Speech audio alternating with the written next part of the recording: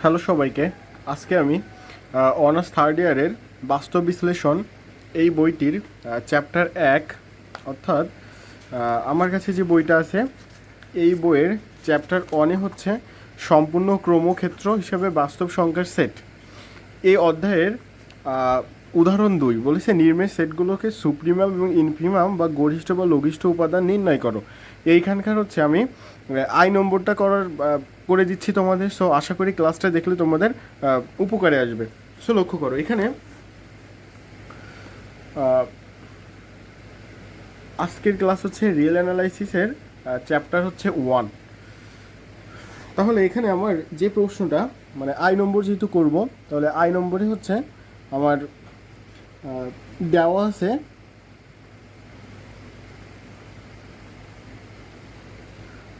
আছে হচ্ছে আই সমান অর্থাৎ এস সমান x such that 3x square minus 10x plus 3 less than 0।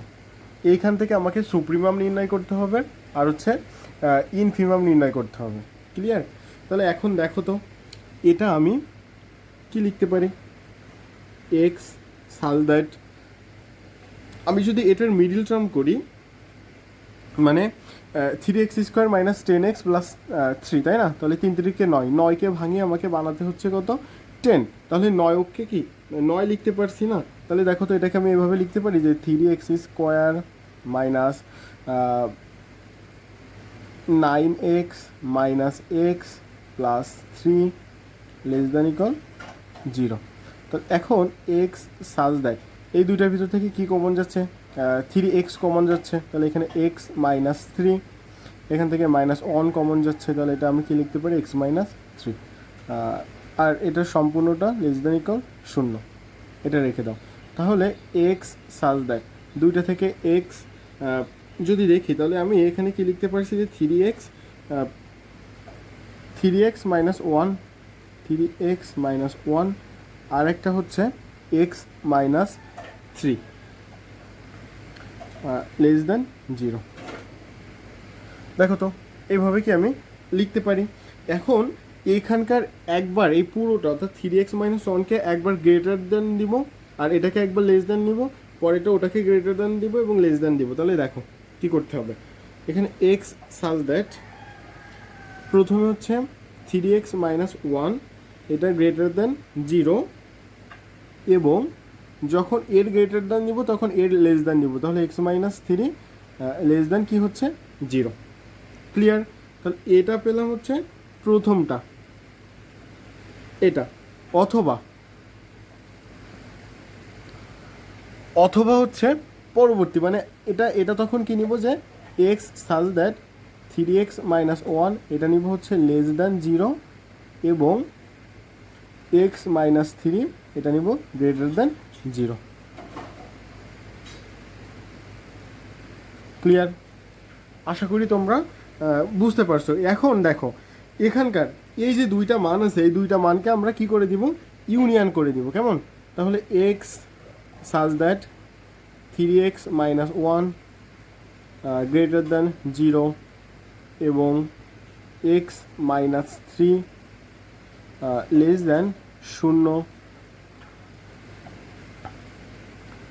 এটাকেও একটা জাস্ট ব্র্যাকেটে রেখে দাও এমন, অথবা যেহেতু ছিল ইউনিয়ন লিখতে পারি, তাহলে এটা আমি লিখতে পারি x such that 3x minus 1 less than 0 এবং আরেকটা মান হচ্ছে এক্স মাইনাস 3 গ্রেটার দ্যান 0। দেখো তো এভাবে কি আমি লিখতে পারছি। এখন এইখান থেকে এটা দেখো তো 3x মাইনাস 1 লেস দ্যান 0 যদি আমরা নেই তাহলে এক্স এর মান আমরা কি পাচ্ছি, 1/3 পাচ্ছি না? তাহলে আমি এখানে কি লিখতে পারি x such that x greater than 1/3। দেখো তো এটা লিখতে পারি এবং এটা কি লিখতে পারছি যে x less than 3 union. Same অনুরূপভাবে এখানে কি লিখতে পারছি যে এক্স সাজ দ্যাট এক্স এটা যেহেতু ওপাশে চলে যায় মানে এটা 3x মাইনাস 1 ইকুয়াল 0 ধরতে হয়, তাহলে এক্স যেহেতু এখানে লেস দেন আছে তাহলে এটা এক্স লেস দেন 1/3 এবং আরেকটা হচ্ছে এক্স গ্রেটার দেন কি হচ্ছে 3 হচ্ছে। দেখো তো এই মানটা কি বুঝতে পেরেছো? এখন দেখো এটা কি হচ্ছে এক্স সাজ দ্যাট এটা 1/3 1/3 এক্সের মানটা 1/3 থেকে কি হচ্ছে বড় আর 3 এর থেকে ছোট, তাহলে এটাকে দেখো তুমি এভাবে লিখতে পারি না, এক্সের মানটা এখানে কি হচ্ছে 1/3 চেয়ে বড় আর +3 থেকে ছোট, তাহলে এটাকে আমি এভাবে সাজিয়ে লিখতে পারি ইউনিয়ন। এখানকার দেখো তো এক্সের মান 1/3 থেকে ছোট হতে হবে এবং 3 এর থেকে বড়, তাহলে এর ভিতরে কি কোনো মান আছে? কোনো মান নাই, তার জন্য এটাকে আমি কি লিখতে পারি ফাঁকা। ক্লিয়ার? তাহলে এই দুইটাকে যদি আমরা ইউনিয়ন করি তাহলে এখানে কি হচ্ছে 1/3 থেকে 3 পর্যন্ত ফাঁকা সেট, যেহেতু ওখানে কোনো উপাদান নাই তাহলে আমরা ডিরেক্ট এখানে কি লিখতে পারছি যে 1/3 কমা হচ্ছে 3, ব্যাস। তাহলে এখন আমার এখানকার লিখতে হবে কি যে মেন যেটা এস সেটটা একটা খোলা ব্যবধি এবং এর ইনফিমাম পাচ্ছি কোনটা 1/3, এটা আবার বিলংস নট কি এসের ভিতর তো ওটা ছিলই না, এবং এর সুপ্রিমাম কি পাচ্ছি এসইউপি, সুপ্রিমাম পাচ্ছি কোনটা বাকি যেটা ছিল সেটা হচ্ছে কি এসইউপি এস সমান 3, এটাও কি এস এর ভিতরে বিদ্যমান নাই, তাহলে ম্যাক্স এস এবং ম্যাক্স বিদ্যমান কি ম্যাক্স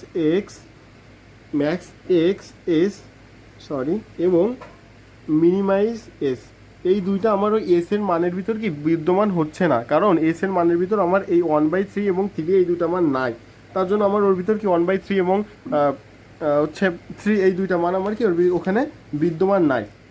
ক্লিয়ার? আশা করি এই ক্লাসটা তোমরা বুঝতে পেরেছো, এবং এরপরেও যদি কোথাও কোনো সমস্যা থেকে তাহলে সব অবশ্যই সেটা কমেন্টে জানিও।